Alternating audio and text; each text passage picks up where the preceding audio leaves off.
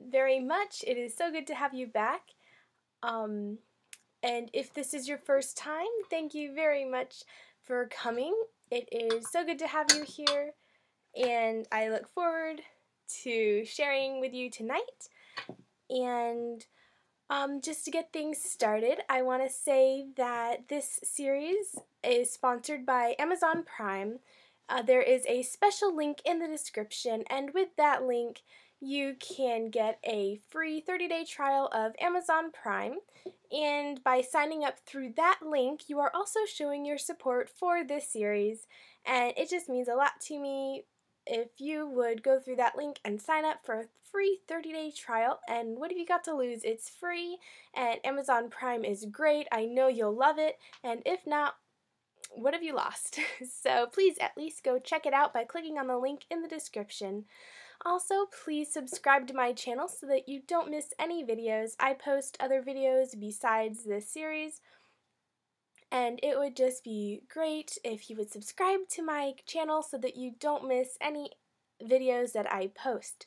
I do this series every weeknight at 9:30, so you can join me here every night for a devotional reading, and we can just discuss it, have some great conversations afterwards.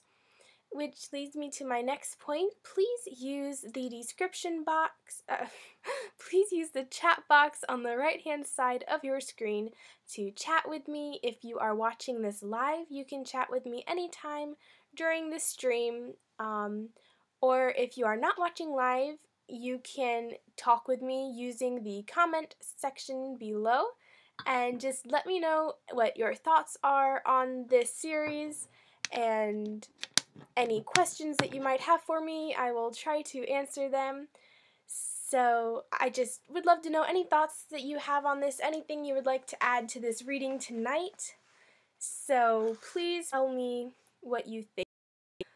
You can also go on Facebook to The Well-Rounded Girl and like the Facebook page. That would mean so much to me if you were to just hit that like button on my page and get updates from me about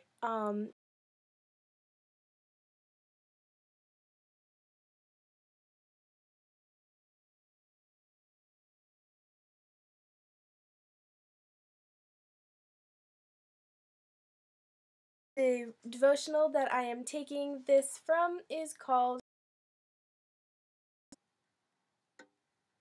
Okay, well, did that work? I hope it did.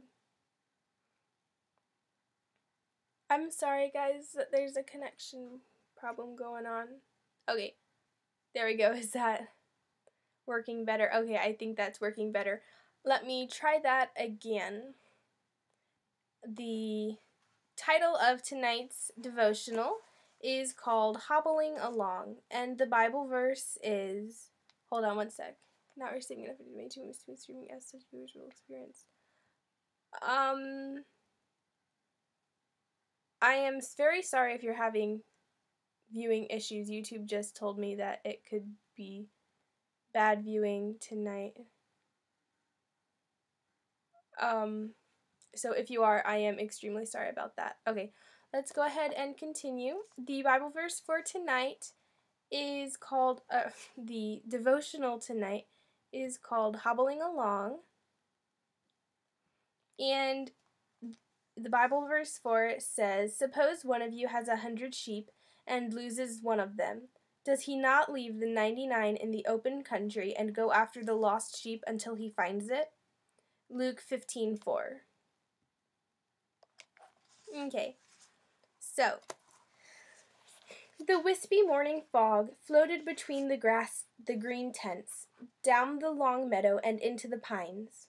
The blue-green kitchen tarp was pitched on a bank above Basin Creek, which gurgled over rocks as it flowed past. Opening the wood stove's door, I placed a small log on the fire and closed it. Immediately the stove chugged smoke. The blue enamelware coffee pot belched steam. Lifting the lid, I added the coffee. The grounds boiled and churned. Just like the inside of me, I thought. Richard, one of the guests, strolled over to the wood stove holding a yellow coffee cup.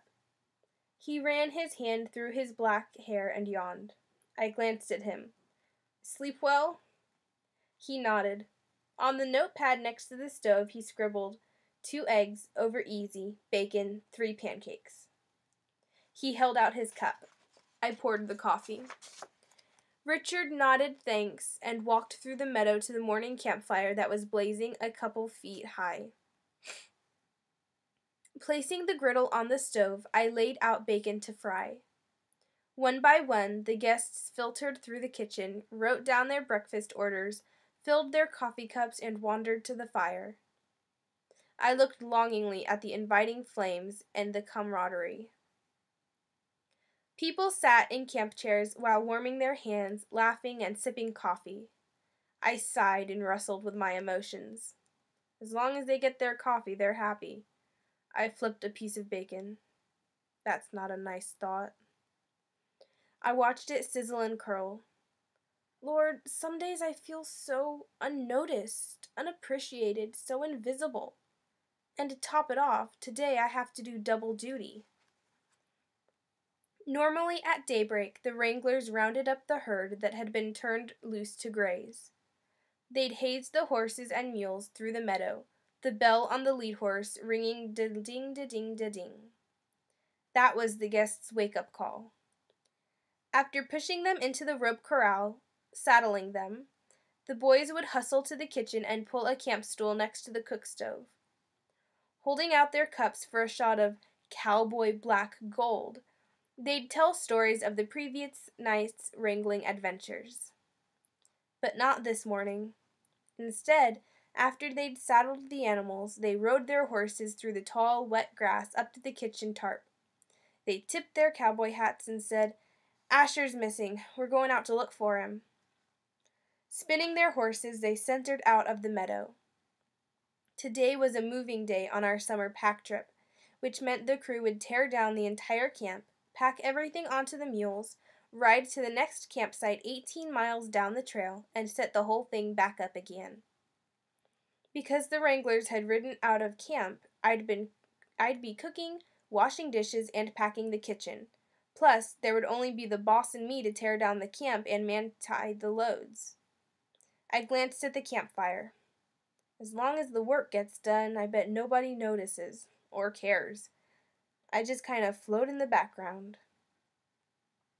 I reached under the kitchen table, slid out the cardboard box filled with groceries, and carried it to a manti tarp that was laying on the ground a few feet from the kitchen. It was the signal that the box was ready to be wrapped in canvas. I stacked the second grocery box on top of the first and glanced at my watch. The wranglers had been gone an hour. What's taking them so long? I hope Asher's okay. My heart raced. Why did we put hobbles on him last night? Asher, a young, raw-boned sorrel mule with a roach-clipped salt and pepper-colored mane, was new to the outfit this season. He didn't have much in the way of training. This was his first summer trip, and the last couple days he'd been a bugger to catch. When we pushed the herd into the rope corral, Asher would filter in with the others. But when it came time to catch him, he'd duck under the rope and escape. It took 4 people to catch him in the rope corral, 3 on the outside to keep him from ducking the rope, and 1 on the inside pushing him into the corner. Because Asher was so hard to catch, the wranglers had to decide to hobble him last night. They'd buckled a wide leather strap below each of Asher's front ankles. The heavy-duty 7-inch chain that runs between the 2 straps was supposed to keep him from stretching his legs in a trot or run, making him easier to catch. But now the mule was missing. My mind raced. What's happened to him? I went back into the kitchen. The pancake batter sizzled as I poured some onto the griddle. What if his hobbles got hung up on a log or tangled in a bush? How will we ever find him? The next half hour I called the guests' names and handed them plates stacked high with pancakes, eggs, and bacon. They grabbed their food and immediately drifted back to the campfire. Finally, I heard the sound of pounding hooves on the hard-packed dirt trail. My excitement quickly faded. They weren't leading Asher. With drawn faces, the wranglers reined their horses over to me. I walked to the edge of the kitchen tarp. "Why don't you go tie up? You'd better get some food in your bellies. It's going to be a long day." While the wranglers shoveled down syrup-drenched pancakes, Larry, the boss, picked up a stick. Drawing an outline of the meadow in the dirt, he said, "We'll split up." With the stick, he tapped the east side of the meadow. "I want you two to search over here," he said, pointing to two cowboys. They nodded. Larry tapped the stick on the west side. "I'll take this area. And Rebecca, I want you to ride this side. If you don't find anything, meet me back here in an hour." I turned, rolled my eyes, and carried a stack of dirty dishes to the table. Now it's triple duty. Tossing my saddle on Amarillo, I swung up and headed out. I cast to and fro along the river bank. How do you look for a mule in thick willow brush when you can't see 10 feet in front of your face? What if Asher got tangled up and fell down? How would I see him if he's laying on the ground? Amarillo's hooves clattered on the pebbles of a wide creek bed. It was impossible to see tracks in the rocks. I squeezed my legs and urged Amarillo through a thick patch of willows. Reaching up and pushing the tall brush out of my face, I listened for movement. A few songbirds greeted the day, and a squirrel chattered from the pines, and that was it. The next hour I combed the riverbed and the adjoining meadow. Nothing. I turned Amarillo toward camp.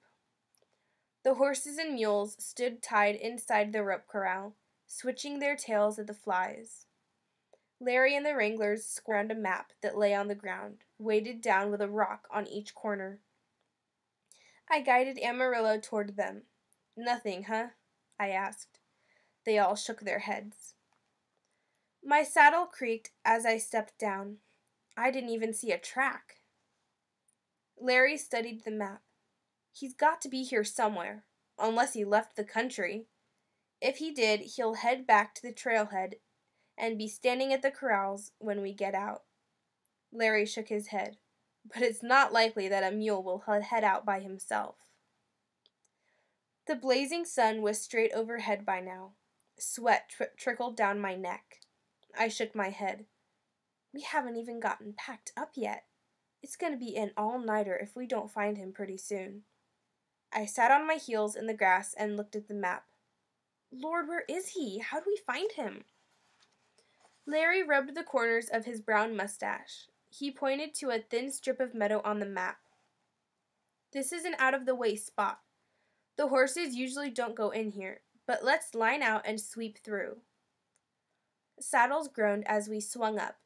Spreading out about 100 feet apart, we rode side by side, combing through waist-deep grass that swayed in the breeze. I studied every dip, looking for an ear or some kind of movement. "Lord, he's only a mule, and yes, we've got a bunch back at camp, but we need to find him. He's important. Show us where he is." The horses' hooves clattered over the pebbles, through the willows and across the creek. In the meadow on the other side of the creek, and swept through a stand of pines toward the base of the mountain. Suddenly, Amarillo's ears perked up. We topped a small brushy knob and looked down into the grassy gully. There stood that sorrel mule, munching grass. His head came up, grass hanging out of the corners of his mouth. He looked at us as if saying, "What took you so long?" I giggled with relief.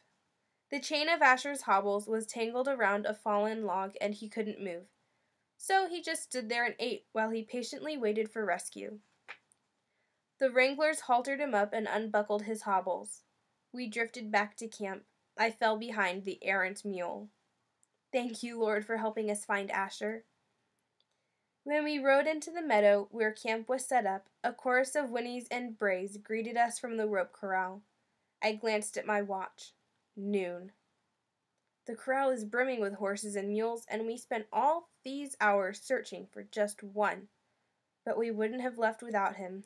We needed him to pack loads. Then I had a strange thought. When Asher buckled down and did his work, I never paid any attention to him. It was like he was invisible because he was part of the team of horses and mules. I didn't think of them separately, only as a unit. My thoughts continued. Kind of like me. Even though I feel unappreciated and invisible, my feelings are not reflecting the truth. The truth is that I'm a valuable part of the team. We rode toward the campfire. It popped and cracked as Richard threw on another log. The guests cheered and clapped when they glimpsed Asher. The rest of the morning spun past as we tore down camp, packed the mules, and rode down the trail. We arrived with just enough daylight to set up camp in the Danaher Valley and eat dinner. Twilight glimmered in the sky as I dried the last plate and closed the kitchen boxes for the night. The next morning, when the guests filtered to the campfire, the nagging feeling of being unappreciated returned. But this time I turned it around. I kept repeating to myself, I'm not invisible and unappreciated. I'm part of an awesome team. And each my greatest reward was when we stood in the airport saying goodbye to guests. Richard turned to me and said, thank you for the wonderful trip. It was the first time in years we could sit back and relax. We knew the crew had everything handled. Lord, help me to quit focusing. Enjoyed tonight's reading? Hold on one sec.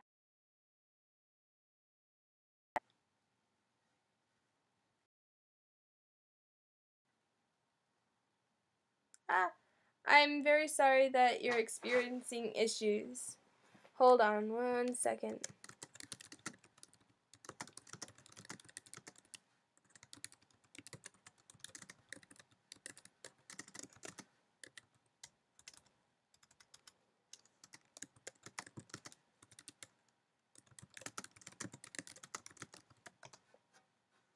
Okay, guys.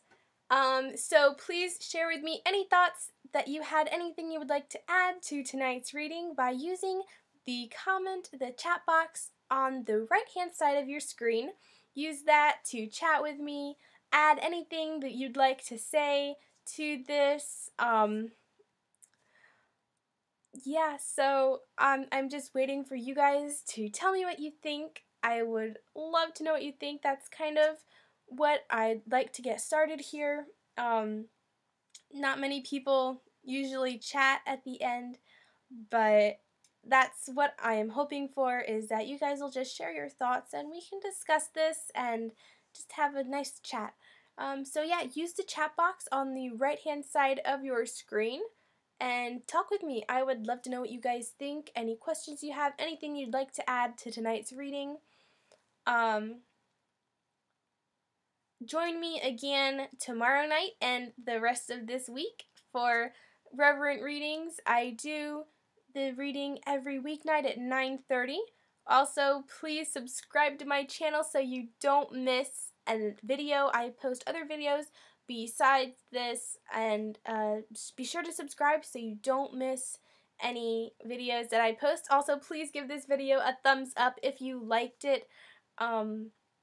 And if you are not watching live, please use the comment section below to share with me any thoughts you have, any questions, and I will try and get back with you.